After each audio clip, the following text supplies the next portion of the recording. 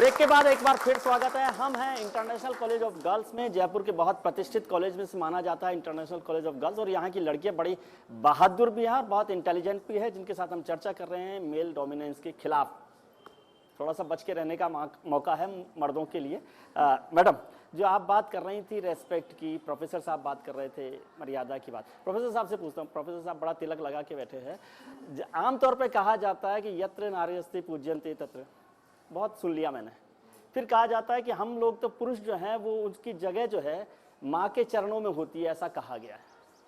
मैंने थोड़ा सा आगे बढ़ा हूँ कि पुरुष की जगह माँ के चरणों में होती है और पुरुष के चरणों में बीवी की जगह होती है। दरअसल क्या है कि हमारे देश में जितना साहित्य लिखा गया है या जितने लोग पढ़ते हैं, आजकल जितने टीवी सीरियल्स आते हैं, उनका एक अजीब सा प्रभाव है कि आप मनोरंजन के साथ साथ उसकी जो प्रभाव इन पे आ रहा है, जो टीआरपी आप गिनते हैं, उसका कारण क्या कि उल्टी चीजों का प्रभाव ज्यादा। दरअसल आज वो तो हमारी सोच को रिफ्लेक्ट कर रहा है ना। आप देखिए हमारे सोच को रिफ्लेक्ट, हमारे पास जो ये 5000 बच्चे हैं और इनमें 5000 लड़कियां हैं हमारे पास, और इन सारों से हमारा बहुत बार इंटरेक्शन भी होता। हम जानते हैं कि स्त्री और पुरुष एक दूसरे के पूरक हैं। प्रोफेसर साहब, यही तो परेशानी है, इसी को तो हम चर्चा करना चाहते हैं। आप नहीं, इसी की तो चर्चा करना, जैसे आप पॉजिटिव बात बता रहे हैं वो नेगेटिव बात। मैं जो आगे कह रहा हूं उनके ऊपर जाएगा इसका, कि यहाँ पर पति को परमेश्वर जब तक आप मानने की विधा कहां से आपको मिली है। ये तिलक और ये प्रतीक, ये तिलक मैं लगाता हूं क्योंकि मैं पूजा पाठी आदमी हूं। और ये बहुत अच्छा सवाल उन्होंने खड़ा किया प्रोफेसर, क्योंकि मुझे पता है किस पुरुष का पता चलता है कि वो शादीशुदा है। प्रोफेसर राठौड़, आपसे पूछ रहा हूँ, सर ने बहुत एक अच्छी डिबेट शुरू की है कि जितने प्रतीक महिलाओं के साथ जोड़े गए हैं वो सब एक तरह से मेल डोमिनेंस के प्रतीक हैं। मैं इसको कहीं ना कहीं फाइनेंशियली वीक के साथ भी जोड़ सकती हूँ कि जहाँ हम पति और पत्नी की बात करते हैं तो हमेशा से आदमी जो है वो एक ब्रेड विनर रहा है परिवार के लिए, तो उसको हायर प्लेस मिलती है क्योंकि वो ब्रेड विनर है। यदि महिला भी इक्वली इकोनॉमिकली स्ट्रांग हो तो मुझे लगता है कि फिर जो ये पति परमेश्वर वाली जो बात आती है ये शायद थोड़े लेवल तक मिटिगेट हो सकती है, ये थोड़ी सी कमजोर होगी, क्योंकि फिर उस आदमी को अपनी वाइफ का रिस्पेक्ट करना ही होगा। लेकिन इससे उलट एक मैं सवाल पूछना चाहता हूँ आपसे कि जो ब्रेड विनर की बात है, और यदि महिलाएं जो आज बहुत कमा रही हैं, बहुत काम कर रही हैं, यदि महिलाएं अपने घर में अपने पति से ज्यादा कमाती हैं तो क्या वो ज्यादा रेस्पेक्ट हासिल करती हैं या कन्फ्रंटेशन? बिल्कुल कम आती है, बल्कि उसके ऊपर डबल मार पड़ती है, क्योंकि घर का तो काम उसको करना ही होगा। लेकिन सवाल पूछ रहा हूँ कि ज्यादा यदि पति से कमाती है पत्नी तो उससे ज्यादा रेस्पेक्ट मिलती है या ज्यादा कन्फ्रंटेशन? नहीं, कन्फ्रंटेशन तो मिल सकती है। लेकिन एक सीधा सवाल बच्चों से करना चाहूंगा। बच्चों, एक सवाल बहुत महत्वपूर्ण ये है कि मैं आज तक का मेरा अनुभव मंदोर कि पति पत्नी एक ही जॉब में समान स्तर पर काम करते हैं, दोनों सुबह से शाम तक करके घर में प्रवेश करते हैं। प्रवेश करते ही पुरुष कपड़ा उतारा अपना और पलंग पे डाला और यार बहुत थक गए, चाय बना। वो स्त्री स्वयं चाय बनाने चली जाए, ये डोमिनेंस तो है, लेकिन वो ये भी कह सकती है मैं थक गई हूं, चाय तू बना। क्या आप ये नहीं, आपको ये जवाब देना है, क्या आप ये संकल्प लेते हैं कि बराबर का सम्मान देना अलग चीज है लेकिन शोषित होना अलग चीज है, वहां आपको ही उठना है। जी जी, आप बोलो, आप कुछ कहना चाह रहे थे? सर, मैं पिछली वाली बात से रिलेट करना चाहूँगी। बात हो रही थी ड्रेसेस को लेकर। मुझे लगता है it's not about lack of dresses, it is about lack of consequences. किसी को डर नहीं है कुछ करने का। आज अगर किसी मिनिस्टर की बेटी कितने भी छोटे, कितने भी आपके हिसाब से ठीक कपड़े नहीं खा जाता, पहन के निकल जाए, किसी की मजाले को इस आँख उठा के देख ले, क्योंकि पता है कॉन्सिक्वेंसेज होंगे। तो आई थिंक रियलिटी और लॉजिकल बात यह है, इंसान उस पर हावी होता है, इस पर हावी आप अगर होने दोगे तो हावी होगा, चाहे वो घर में हो घर के बाहर हो। तो कमजोर होंगे तो बिल्कुल। तो कमजोर कैसे नहीं रहे? आप बता रहे, कुछ बोल रहे थे आप? बोल। मैं इनकी बात तो नहीं कंटिन्यू करना चाहूँगी, मैं सर की बात को आगे लेना चाहूँगी। मैं ये बोलना चाहूँगी कि सर सही बोले कि ये है, पर मैं बोलना चाहूँगी कि मेल डोमिनेंस आप बोल रहे हो तो मैं ये नहीं बोलूँगी कि वुमेन डोमिनेंस भी होना चाहिए। जब आप सोसाइटी में एक मेल और फीमेल को आप इक्वली बांट रहे हो, पर मैं एक ये चीज़ बोलना चाहूँगी, आज आप कहीं भी जा रहे हो, कोई क्यू लग रही है लाइन, आप पहले बोलोगे कि लेडीज़ फर्स्ट, आप ये कर लीजिए। क्यों? हम में इतनी ताकत नहीं है हम 5 घंटे खड़े रह के हम वो चीज़ कर ले। तो आप जब फीमेल्स को दबा रहे हो तो वो मेल डोमिनेंस होएगा ही। क्यों आप, मैं मानती हूँ कि आज वुमेंस डे बना रहे हैं, मेंस डे तो नहीं मना रहे, वुमेंस डे बना रहे हैं, और उस वुमेंस डे पे इतनी सारी चीज़ें लेडीज़ के लिए होती है, लाइक बस सर्विसेज फ्री हुई, आप नहीं चाहते कि ऐसा हो? मैं ये नहीं बोल रही, मैं ये नहीं चाहती, बट जब आप सोसाइटी में दोनों मेल्स और फीमेल्स को इक्वली बोल रहे हो तो वुमेन्स पे इतना क्यों, कि आप खुद ही उसको कमज़ोर बता रहे हो, इसलिए आप ये डे सेलिब्रेट कर रहे हो। कौन ऐसा समझता है कि कमजोर बताने के लिए वुमेन्स डे मनाए जाते हैं? जी सर, मैं वो संकल्प वाली बात के ऊपर कुछ बोलना चाहूँगी, जो इन्होंने कहा कि संकल्प हम लें कि हम ऐसा करवाएंगे। संकल्प आप लो कि आप ऐसा करोगे घर जाके? कितने लोग हैं आप में से कितने अभी घर जाके काम करेंगे? कोई नहीं करेगा। हम क्यों करवाएं? खुद से इनिशिएटिव क्यों नहीं करते लड़के? सिर्फ हम औरतें ही ये लिमिटेशंस बना रही हैं। आई थिंक जो मेल्स हैं उन लोगों की व्यू पॉइंट, उनका जो नज़रिया है देखने का हर चीज़ को, वहाँ पे प्रॉब्लम है, वो सही होना चाहिए। द वैल्यू कैसे सही सिस्टम, होगा? वही तो सर कह रहे हैं कि आप खड़े होंगे तो सही हो जाएगा। सही कैसे हो? प्रोफेसर हमें साहब इस यही पे तो कह रहे हैं कि विचार आप करना है। ये खड़े तो होंगे। हकीकत है, वो तो अपन सब जानते हैं। और सबसे पहले तो ये प्रॉब्लम है कि हम व्हाट आई बिलीव इज़ कि हाँ, definitely women are provoking men to behave in that pattern, you know, somewhere, because हमारी सोसाइटी उस तरह से बनी ऐसी बना दी है हम लोगों ने। लेकिन अगर हम लोग बहुत पहले जाएं तो हम ये देखेंगे कि वुमेन को ही प्रिविलेज मिला गया है हर चीज़ में। जहाँ पे हमारे चंदा वेद जी, पुराण हैं वहाँ जो सब में प्रोफेसर साहब यही कह है। रहे हैं कि अब लड़कियों को आगे आना चाहिए, खड़े खुद होना चाहिए, ये पॉसिबल है प्रैक्टिकली? जैसे वो कह रहे हैं कि आप खुद क्यों नहीं इनिशिएट करते मेल्स? क्यों नहीं है? बिल्कुल से है सर, सही कह रहे हैं, सही इसके लिए कह रहे हैं तो तभी डालना सर, चाहिए। सही अगला पार्ट ये भी है चर्चा का। सर, सही इसके लिए कह रहे हैं क्योंकि औरतें अपनी काबिलियत पहचानती ही नहीं हैं। काबिल ज़्यादा होती हैं औरतें तो चेंज ही औरतें लाएंगी। शरद जी, औरतें ज़्यादा काबिल होती हैं फिर भी नहीं आगे बढ़ पाती, क्या वजह? कहीं ना कहीं पढ़ाई उनकी एक हिंड्रेंस मुझे महसूस होती है। यदि कोई एजुकेटेड महिला है तो उसे अपने अधिकारों का भी पता होगा और उसे अपने पावर का भी पता होगा, तो उसका मिसयूज़ होने की संभावना कम हो जाती है। तो इसलिए वुमेन एम्पावरमेंट के लिए हमारे लिए बहुत ज़रूरी है कि वुमेन एजुकेशन पहले हो, क्योंकि यही एजुकेटेड महिलाएं जो हैं, गर्ल्स जो हैं, आज वो आगे कल का समाज तस्वीर बनने बदल वाला सकती है। हैं। तो जब ज़्यादा वुमेन एजुकेशन स्प्रेड होगा, आई थिंक वो भी एक टूल रहेगा जिससे कि हम आने वाली पीढ़ी में बदलाव देख सकते। प्रोफेसर जैन साहब, आखिरी बात आपसे इस सेगमेंट में कि क्या आपको लगता है कि मेल्स को इनिशिएट करना चाहिए या फीमेल्स को इनिशिएट करना चाहिए? मैं समझता हूँ किसी एक वर्ग की जिम्मेदारी ना दे करके दोनों वर्गों को साथ साथ लेकर के चलना चाहिए। विमेन को, जैसा आपने एक बार कहा था कि ये सिर्फ बात नहीं है कि आपके साथ क्या व्यवहार हो रहा है, आपको खड़े होना है जब आप कहेंगे कि ये बिहेवियर हमें एक्सेप्टेबल नहीं है, हम चेंज चाहते हैं, हमको हमारी आज़ादी, हमारी इज्जत, उसका पूरा होना चाहिए, उसका लिहाज इनको रखना चाहिए, वहाँ इनको होना चाहिए। और साथ के साथ में इस कॉन्सेंट्रेशन को कम करने के लिए आदमियों को भी समझ में लाने की ज़रूरत है कि हमारी सोच में फ़र्क आना चाहिए और समझ में इन लोगों को बराबर की जगह देनी चाहिए।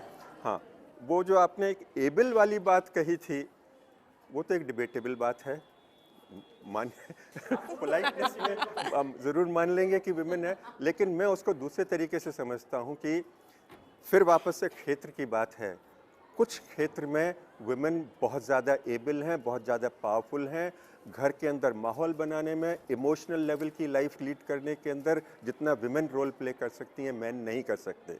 मैन रैशनल लेवल के ऊपर बहुत ज़्यादा सोचता है। यही तो ऐसा डर नहीं है जो हमें महिलाओं को आगे बढ़ने से रोकता है। ना, हमें तो कोई इसमें डर के नहीं, हम तो बराबर की बात कर रहे हैं कि जिस क्षेत्र के जिसमें वो ज़्यादा काबिल हैं, हम सब जानते हैं, उसमें उनको पूरी जगह मिलनी चाहिए। और इसमें ये नहीं होना चाहिए कि ये काबिल ज़्यादा है कि वो काबिल ज़्यादा है, नहीं, कहीं पर ये ज़्यादा काबिल है। हम तो साथियों की भी बात है, किसी क्षेत्र में ये मुझसे बहुत आगे हैं, कहीं पे हो सकता है मैं इनसे एक कदम आगे हूँ।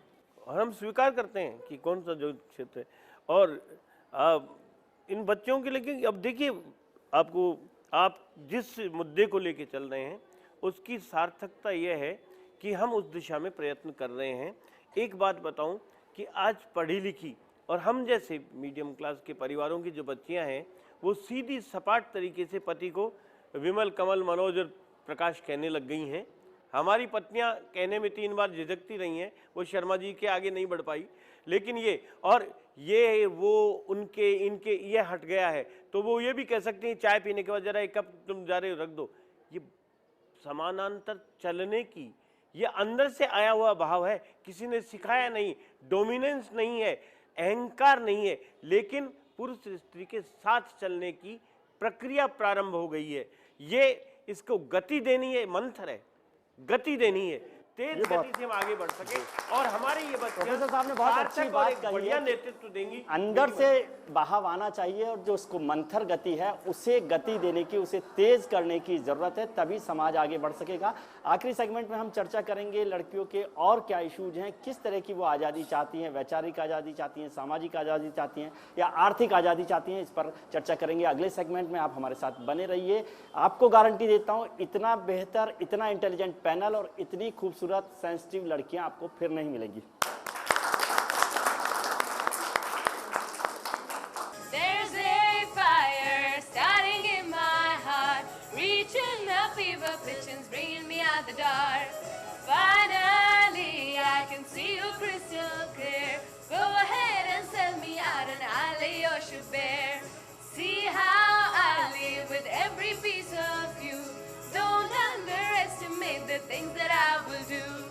There's a fire starting in my heart, reaching the fever pitch and bringing me out the dark.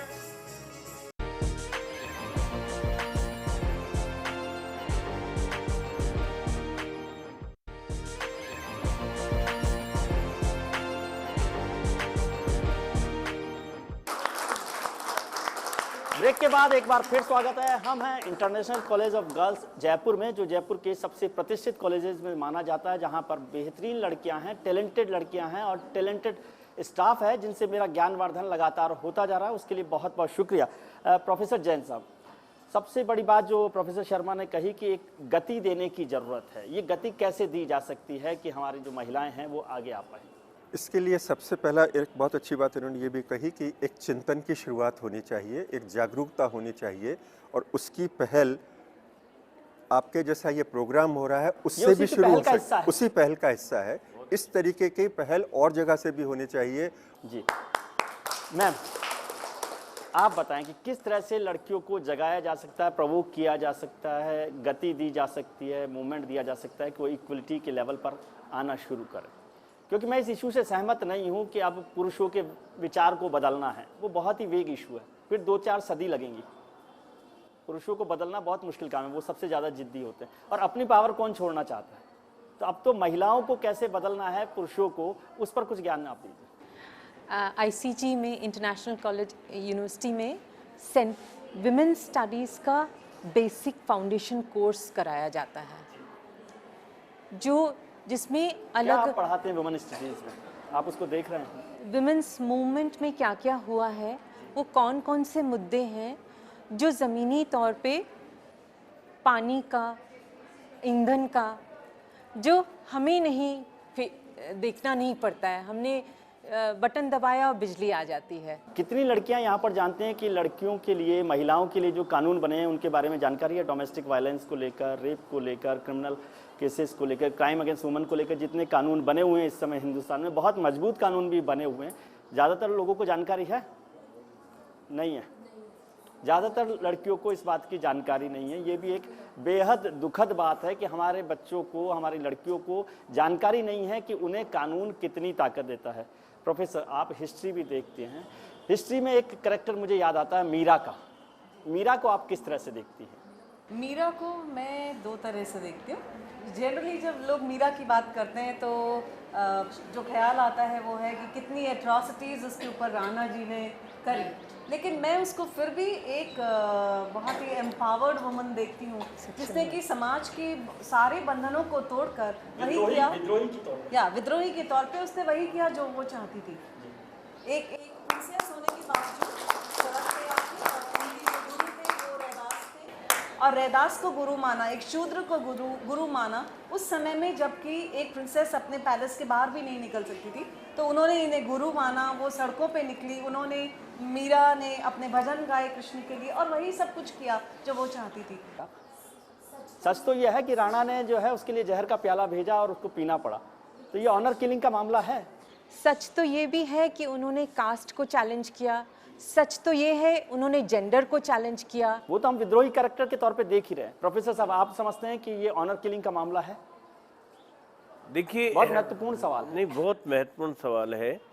और सामंत शाही में क्या क्या होता रहा है वो न आज की प्रेरणा है और न उस आधार पे हम कोई निर्णय करना चाहेंगे। तो उसी समाज में मीरा जीना, को नहीं, वो 550 वर्ष जयपुर पुरानी से 200 बातें किलोमीटर हैं। दूर के गांव तक चले जाएंगे उस तो ऑनर समय, किलिंग के रोज मामले हो रहे हैं। वो राणा भोजराज का कितना काल रहा या उसके विक्रमादित्य का कितना काल रहा, और फिर उदय सिंह जी को सत्ता संभालनी पड़ी, सारी चीज़ें, और मीरा का क्या हुआ। तो मैं कहता हूँ समकालीन अकबर ने भी उनकी प्रशंसा की। इसका मतलब ये ऑनर इंसिडेंट मीरा के संदर्भ में इन बातों का अब कोई महत्व नहीं रह जाता है कि उस समय सामंत ये चाहता था कि हमारे लोक लाज वो उनके द्वारा बनाई गई थी। जितने महत्वपूर्ण फैसले हैं वो आप करते हैं, जितने गैर महत्वपूर्ण फैसले हैं वो उनसे करवाते हैं और फिर नहीं कहते हैं नहीं, कि घर वो आप तो क्या है चलाते कि हैं। इंटरनेशनल फैसले हम करते हैं, नेशनल ये करते हैं, वो अलग बात है। बच्चों, आई थिंक एक आपकी जो एक लेमैन के लिए बात हो सकती है कि फैसले कौन, आज के फैसले सामान्यतया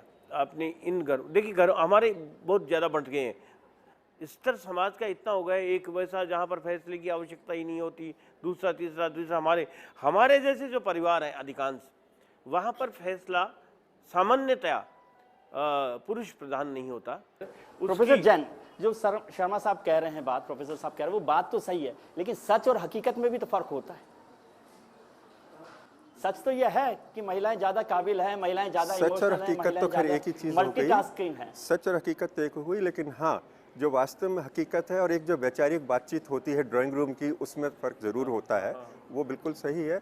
और जनरलाइजेशन के अंदर भी होता है कि अपन ओवर जनरलाइज करने में कई बार हो जाते हैं, तो उसमें छोटी छोटी चीज़ों को 80% हिस्से में जो हो रहा है उसे ओवर जनरलाइज तो नहीं कह सकते। नहीं, फिर भी क्या कर रहे हैं, आपने जैसे मेल डोमिनेशन में बात की तो आपने इनको लेबल कर लिया कि ये मेल डोमिनेशन के एक प्रतीक है, इनसे अपन उससे नहीं, वो तो सपोर्ट कर रहे हैं, कोई बात नहीं। अब अपन जो इस चीज़ पर आ रहे हैं कि एक चीज़ जो आपने छेड़ी थी, शायद आपने उसको आगे नहीं बढ़ाना चाहते थे, कि आपने कहा था जो हकीकत से कि मीडिया वही दिखा रहा है जो हकीकत है। मैं वो दिखा रहे हैं जो सब बच्चे बोल रहे हैं, नहीं किसी को कोई गवर्न नहीं कर रहा। ये वाला तो मैंने आपने जो उनका कर लिया, लेकिन मैं मीडिया को थोड़ा बड़े उसमें कर रहा हूँ, क्योंकि ये टीवी सीरियल्स की बात चल रही थी, जो आपने कहा कि मीडिया वो दिखाता है। मैं समझता हूँ ये वन वे ट्रैफिक नहीं है। मीडिया वो दिखाता भी है किसी हद तक जो हो रहा है, लेकिन जो मीडिया दिखाता है उसका भी सामाजिक उसके ऊपर असर पड़ता है और काफ़ी पड़ता है। और आज के युग में जो फिल्म वर्ल्ड है और टीवी है, उसका पहले की तुलना से ज़्यादा फर्क पड़ रहा है, इसलिए एक तरफा उसको अपन न माने। पीछे से कौन बच्चे बात कर, जी मैं बोलना चाहूँगी कि फीमेल्स में गतिविधि कैसे आएगी, हमको खुद को एम्पावर कैसे करना है। तो मैं कहना चाहूँगी कि एक औरत को ही एक औरत का हाथ पकड़ के चलना होगा, एक माँ को अपनी बेटी को, एक सास को अपनी बहू को सपोर्ट करना होगा। आज हम सब ये जो यहाँ बैठे हैं, हम सब जो यहाँ बैठे हैं, हम सब एजुकेटेड हैं, हम सब जानते हैं, हम सब अर्बन एरिया से बिलोंग करते हैं, पर हम में से क्या कोई एक भी रूरल एरिया गया? क्या किसी ने किसी को एजुकेट करने की कोशिश की? हमें ये करना पड़ेगा, क्योंकि आदमियों और औरतों की थिंकिंग में डिफरेंस होता है। एक मर्द एक औरत की तकलीफ, प्रॉब्लम नहीं समझेगा, हम समझते हैं, हमें समझाना पड़ेगा और हमें आगे इनिशिएटिव लेना पड़ेगा। बहुत शानदार बात कही उस बच्ची ने। प्राकृतिक रूप से, नैसर्गिक रूप से स्त्री पुरुष अलग अलग हैं, औरत को ज़्यादा समझ सकती है। अब एक छोटा सवाल हम पूछ रहे हैं, जनरल सवाल पूछ रहे हैं यहाँ पर कि पहली एक बात जो हमारी वाली जनरेशन थी, उसमें लड़कियों को इसलिए पढ़ाया जाता था कि उनको शादी के लिए अच्छा लड़का मिल जाए। क्या आप समझते हैं कि अब भी ये इम्पोर्टेंट सवाल है? हाँ बिल्कुल, अभी भी चलता है। मैंने देखा है कि आगे लड़कियों को ग्रेजुएशन करा दिया, लेकिन पीजी के लिए उनको इतना सीरियसली लेते ही नहीं है और पहले शादी की बात हो जाती है। और अगर घर पे भी ना हुए तो सोसाइटी क्वेश्चन करना चालू कर देती है कि आपकी बेटी इतनी बड़ी हो गई, कब शादी कर रहे हैं। तो सोसाइटी के प्रेशर में आके भी पेरेंट्स ये ऐसे कितनी लड़कियां ये बात समझती हैं कि लड़कियों को सिर्फ इसलिए पढ़ाया जाता है कि उनको अच्छा घर, अच्छा लड़का मिल जाए? हाथ खड़े करेंगे। ज़्यादातर लड़कियां ये मानती हैं, हाँ? लेकिन कितनी लड़कियां ऐसी हैं जो सिर्फ इसलिए पढ़ना चाहती हैं कि उनको अच्छा परिवार मिल जाए, अच्छी शादी हो जाए, अच्छा लड़का मिल जाए? नहीं, एक प्रश्न मैं भी कर लूं, कितनी लड़कियां ऐसी हैं कि इतना पढ़ने के बाद, इतनी बढ़िया इंस्टीट्यूशन में पढ़ने के बाद, इतने इंटरेक्शंस में भाग लेने के बाद समाज के लिए कुछ करना चाहेंगे बजाय अपनी गृहस्थी में सिमट के रह जाना?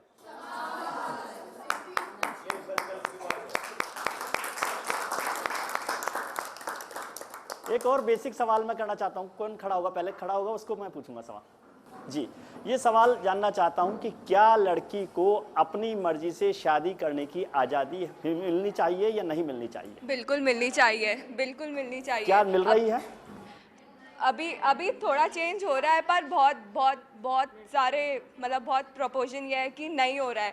पहले लड़का देखने आता है लड़की को, लड़की देखने नहीं जाती है किसी भी लड़के को, और सेइंग ज़्यादा लड़कों की होती है। लड़कों की होती है। कितनी लड़कियां ये समझती हैं कि लड़कियों को आज़ादी मिलनी चाहिए अपनी मर्जी की शादी करने के लिए? सभी के सब? मतलब जो लड़का माँ बाप आपके लिए चयन करते हैं वहां पर आपकी सहमति जरूरी है, यही तो मैं शुरू से कह रहा हूं। नहीं, हम दूसरा सवाल कर रहे हैं। ये तो आप अपनी इच्छा था ऊपर उन पर कि जो माँ बाप कर रहे हैं। मैं तो पूछ रहा हूँ कि अब दूसरा सवाल करते हैं जो प्रोफेसर साहब ने किया कि क्या माँ बाप की इच्छा वाले लड़के से शादी करनी चाहिए या अपनी पसंद के लड़कों से शादी करनी चाहिए? जो प्रोफेसर साहब, जी थोड़ा जोर से बोलेंगे। लेकिन सर इस सिचुएशन में ये होता है कि माँ बाप कहते हैं कि तुम अपने पसंद के लड़के से शादी करोगे, लेकिन बाद में जाके तुमको कोई तकलीफ आती है तो हम तुम्हारे साथ नहीं देंगे, हम अपनी इच्छा से लड़का ढूंढ के लाएंगे, तो तुमको बाद में जाके कोई तकलीफ आती है तो हम ये सोचेंगे कि हम ढूंढ के लाए हैं। लेकिन अगर हम अपनी इच्छा से करते हैं तो वो लोग हाथ खींच लेते हैं कि तुम्हारी था, तुम्हारा डिसीजन था, तुम देखो तुम्हारा काम जाना है। तो फिर क्या करना चाहिए? तो फिर क्या करना चाहिए? बच्चों, ये 2-3 प्रश्न गजबज हो गए हैं। पहली चीज, क्या आपको लव मैरिज करनी चाहिए? नंबर 2, कि लड़का आपका पसंद का तभी होगा जब लव होगा, अपने आप कहने से थोड़ी हो जाएगा, या अपने आप ही इंटरनेट पे चैटिंग करके आप कर लें। माँ बाप के द्वारा पसंद किए बच्चे से आपको शादी करनी चाहिए, ये बात है ना। मेरा प्रश्न, माँ बाप ने आपके लिए कोई लड़का ढूंढा, क्योंकि आप नहीं ढूंढ पाई मान लो, तो ढूंढेगी, तो उस लड़के को पसंद करना या न पसंद करने का अधिकार आपको मिलना चाहिए। मेरा ये था इसके पक्ष में। सर मैं कहना चाह रही थी कि हाँ डेफिनेटली आपको सबकी पसंद 3 ही जने हैं सर, मम्मी पापा और जिसकी शादी हो रही है, इतना तो आप मैच कर ही सकते हैं कि सबकी पसंद हो जाए, बस यही कहना चाहती हूँ। आई डोंट थिंक बहुत पॉलिटिकली करेक्ट सवाल है, जवाब पॉलिटिकल जवाब बड़ा डिप्लोमेटिक है। हाँ, डिप्लोमेटिक जवाब है वो, आप बताइए। नहीं सर, और एक और बात मैं कहना चाहती हूँ, जो ये आप पेरेंट्स मना करते हैं या बच्चे आगे बढ़ते हैं किसी, ये जो प्रॉब्लम होती है कि आपके डिसीजन मैच नहीं करती, होता है सोसाइटी की डर की वजह से। सो लोग क्या कहेंगे, अगर आपने ये मेंटल रेवोल्यूशन आ गया आप में, तो ऐसी कोई तकलीफ आएगी ही नहीं। जी, लोग क्या कहेंगे, आप बताइए। सर मेरे हिसाब से 3 जनों की मर्जी के हिसाब से होनी चाहिए, एक आपका खुद का डिसीजन और एक आपके मम्मी पापा का आशीर्वाद। सोसाइटी या और कोई आपकी शादी के लिए डिसीजन नहीं ले सकता। लेकिन मम्मी पापा का आशीर्वाद नहीं मिल रहा तो करनी चाहिए कि नहीं करनी चाहिए? सवाल ये है, नहीं करनी चाहिए। मैं बोलना चाहूँगी। जी मैडम। देखिए, अगर हम के जनरेशन की बात करें या मेरे पेरेंट्स की जनरेशन की बात करें, आपकी सबकी हो गई शादी तो नहीं, लेकिन सुनिए, लेकिन अगर उनसे बात करें तो मेरी मदर ये बोलेंगी कि मुझे तो पता ही नहीं था कि किससे शादी होने जा रही है। ठीक है, वो हो गया ना। ठीक है, आप मेरी जनरेशन की बात करें तो मेरी जनरेशन वाले लोगों से तो पेरेंट्स ने जरूर बैठ के पूछा ही होगा कि ये लड़का है, तुमको करनी है क्या, is it okay for you? This is a third generation where we see a lot of change and I am sure you will, कोई भी पेरेंट ऐसा आपको नहीं मिलेगा जो इनसे मर्जी पूछे बिना इनकी शादियां तय कर दे। तो बदलाव तो हमें बहुत नजर आ रहा है। सर बट कई बार ऐसा होता है कि लड़की बहुत अच्छी एजुकेटेड होती है, बट जो उसके माँ बाप जो लड़का पसंद करते हैं वो कम एजुकेटेड होता है, पर फिर भी उसको प्रेशर में आके वो शादी करनी पड़ती है। वो बहुत पैसे वाला होता है, इसलिए घर वाले से करना चाहते हैं और लड़कियां भी एग्री हो जाती हैं। सर कई बार फाइनेंशियली भी स्ट्रांग नहीं होता लड़का, पर फिर भी करनी पड़ती है शादी। फिर ऐसा तो बहुत विचित्र बात है कि ना वो फाइनेंशियली स्ट्रांग है, ना वो एकेडमिकली स्ट्रांग है, और घर वाले दबाव दे के आपसे शादी करवाना। उसकी बहुत सारी स्थितियां होती है, परिस्थितियां भी होती है प्रोफेसर साहब जी, क्योंकि उन प्रेशर इतना है तो करनी पड़ेगी। आपको क्या लगता है कि करनी चाहिए कि नहीं करनी चाहिए ऐसे लड़के से शादी? सर नहीं करनी चाहिए। ऐसी सिचुएशन में नहीं करनी चाहिए, बिकॉज खुद किसी पे हमें डिपेंडेंट होना नहीं चाहिए। जब हम लोग खुद इंडिपेंडेंट क्या है, ये हिम्मत आप दिखा सकते हैं कि आप मना करें? ऑफ कोर्स अगर हम लोग राइट है, ऑफ कोर्स दिखा सकते हैं। कितनी लड़कियां ये हिम्मत दिखा सकती हैं कि अपने पेरेंट्स के खिलाफ शादी करने का फैसला कर सकती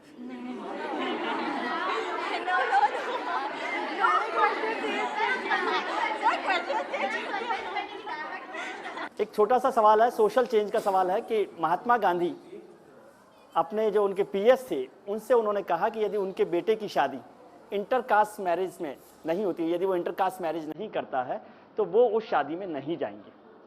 और फाइनली महात्मा गांधी उनके बेटे जो बहुत ही पर्सनल पीएस जो उनके बहुत ही निजी लोगों में से थे, मित्र थे, उनके बेटे की शादी में नहीं गए। वो सवाल आज तक खड़ा हुआ है कि क्या हमें इंटरकास्ट मैरिजेज करनी चाहिए, उससे सोशल हार्मनी होती है। मैं सब लोगों से एक सवाल के तौर पर पूछना चाहता हूँ, जोर से आप बता दीजिए। करनी चाहिए। क्या सब लोग तैयार है इस बात के लिए?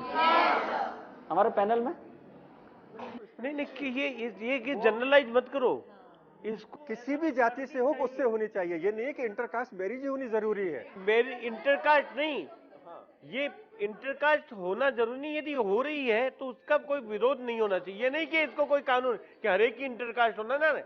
आपको यदि इंटरकास्ट हो रही है तो उसका विरोध समाज की या माता पिता की ओर से नहीं होना चाहिए।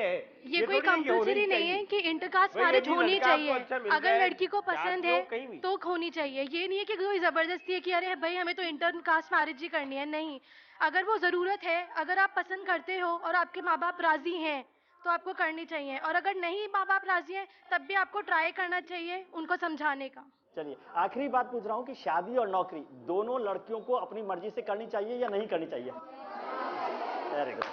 चलिए, बहुत बहुत शुक्रिया आप सब लोगों का कि आपने इस बहस में हिस्सा लिया। और हम चाहते हैं कि लड़कियां अपनी मर्जी का काम करें, अपनी आज़ादी के साथ काम करें, अपनी ताकत के साथ काम करें। इंटरनेशनल कॉलेज ऑफ गर्ल्स में यहाँ आकर बहुत आनंद मिला है और बहुत ज्ञानवर्धन मेरा हुआ है। आप सब लोगों का बहुत बहुत शुक्रिया। एक बार